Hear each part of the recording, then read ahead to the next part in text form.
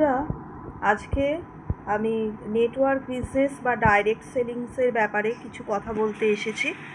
কিভাবে মানে এই ডাইরেক্ট সেলিং প্রসেস বা নেটওয়ার্ক বিজনেস যেটা কিভাবে সবাইকে জয়েনিং করানোর ব্যাপার থাকে সেটা নিয়ে বলতে এসেছি। কোম্পানিটা দেখেই বুঝতে পারছেন আরসিএমের হয়ে কাজ করছি। এতদিন বন্ধুরা আমি বিগত 4.5 বছর ধরে ভেবেছিলাম যে ইউটিউবে কাজ করব এবং হয়তো আমি ইউটিউবে সাকসেস হব। অনেক বেশি কিছু নয়, আমি অত হয়তো ভালো ভিডিও তৈরি করতে পারি না, আমার মোবাইলটা অনেক কম দামি, সেই জন্য আমি বেশি আশা করিনি।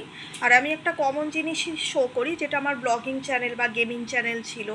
এছাড়াও আমার এই পেটসদের নিয়ে চ্যানেল সেটা করেছিলাম, যেগুলো অলরেডি ইউটিউবে অনেক আছে। তারপরে অ্যানিমেশন নিয়ে চেষ্টা করেছি।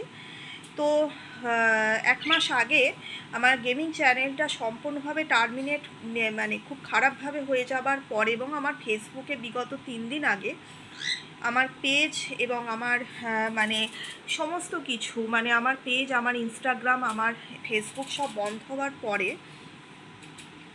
আমি একটা জিনিস দেখলাম বা বুঝলাম, কখনো নিজের পরিশ্রম বা সময়কে অন্যের ব্যবসার খাতিরে ব্যবহার করাটা উচিত নয়। কারণ ইউটিউবের অধীনে কিন্তু আমরা একটা চাকরের মতো। আমাকে অনেক দিন আগে আমি 2-1জনকে জিজ্ঞেস করেছিলাম যে ইউটিউব চ্যানেল আছে, তারা আমাকে একটাই জবাব দিয়েছিল যে ইউটিউবের চাকরি আমরা করি না।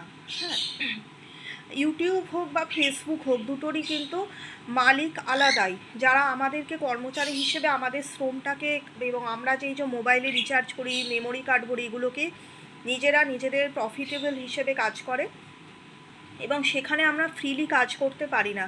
প্রথমত হাজারো রেস্ট্রিকশান, এআই আসার পরেও সেখানে নানা রকম এআই দিলে মনিটাইজ হবে না, এবং নানা রকমের এটা বলা যাবে না, ওটা করা যাবে না, এখান থেকে ক্লিপ নেওয়া যাবে না, এই মিউজিক নেওয়া যাবে না, নিজের মতো করে গান গাওয়া যাবে না, তাহলে এই আসবে। সব কিছু মেনেও যখন সাধারণ গেম নিতাম, সেখানেও যখন এভাবে আমাকে স্ট্রাইক দেওয়া হলো, তখন আমার একটা মোহভঙ্গ হলো বলা যায়।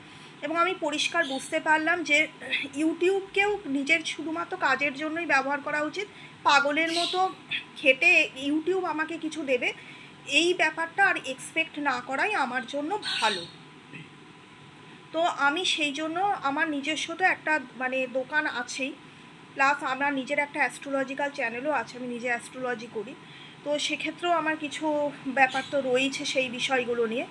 তো সেখানে আমি দেখলাম যে এই যে একটা ডাইরেক্ট সেলিং পলিসি হোক বা মানে নেটওয়ার্ক বিজনেস, এই ক্ষেত্রে আমি দেখুন এখানে জিনিসপত্রগুলো এনেছি, এবং এই ব্যাপারটা নিয়ে এটা বুঝতেই পারছেন আরসিএমের এখানে আমি যে জিনিসগুলো নিজে ইউজ করেছি সেগুলো সম্পর্কেই বলবো। যেগুলো আমি ইউজ করিনি সেই ব্যাপারগুলো নিয়ে আমি কিছু বলতে চাই না। কারণ একটা ক্ষেত্রে সব প্রোডাক্ট ভালো হবে